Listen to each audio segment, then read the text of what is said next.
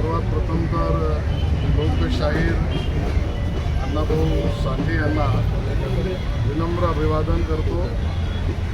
या जयंतीनिमित्त त्यांच्या स्मृतीस आणि त्यांच्या दिलेल्या शिकवणीस अभिवादन करतो, वंदन करतो।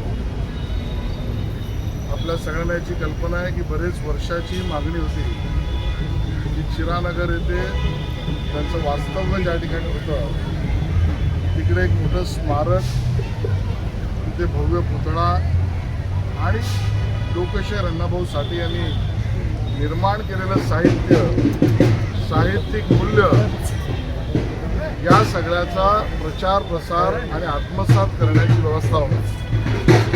मला या गोष्टीचा आनंद आहे की माननीय मुख्यमंत्री देवेंद्र फडणवीसजी यांनी या गोष्टीत पूर्णपणे निर्देश घेऊन पुढाकार घेतला। सेवक म्हणून सर्व व्यवस्था या झोपडपट्टी पुनर्विकास योजनेच्या माध्यमातून पूर्णतः त्या ठिकाणी आता जागा मोकळी होऊन या बांधकामाला पहिल्या टप्प्याच्या सुरुवात सुद्धा झाली। काल त्याचं भूमिपूजन झालं।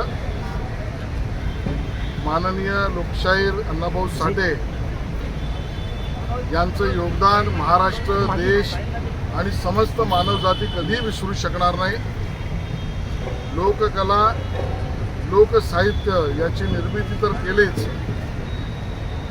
संयुक्त महाराष्ट्राच्या चळवळीमध्ये अग्रणी भूमिका आणि नेतृत्व तर वैचारिक केलंच, पण श्रमिक, कष्ट, घाम याला महत्त्व देऊन साहित्य निर्मितीच्या बाबतीतलं त्यांचं योगदान हेही फार मोठं आहे।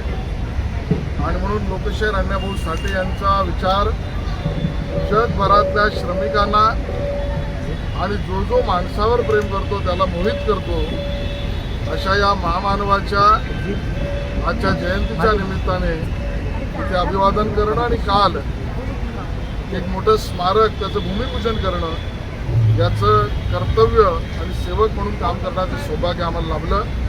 मला ज्या ठिकाणी घोषित करायचं आहे की महाराष्ट्र सरकारच्या सांस्कृतिक कार्य विभागाच्या माध्यमातून आमच्या चित्रनगरी फिल्मच्या माध्यमातून एक योजना आहे, त्यात महापुरुष त्यांच्या विचारांवरचे चित्रपट हे सरकारच्या माध्यमातून फिल्म सिटीच्या आर्थिक प्रयोजनातून होत असतं। यावर्षी आम्ही लोकशाहीर अण्णाभाऊ साठे यांच्या जीवनावर, आदर्शावर, शिकवणीवर, साहित्यावर एक चित्रपट सरकारच्या वतीने करणार आहोत।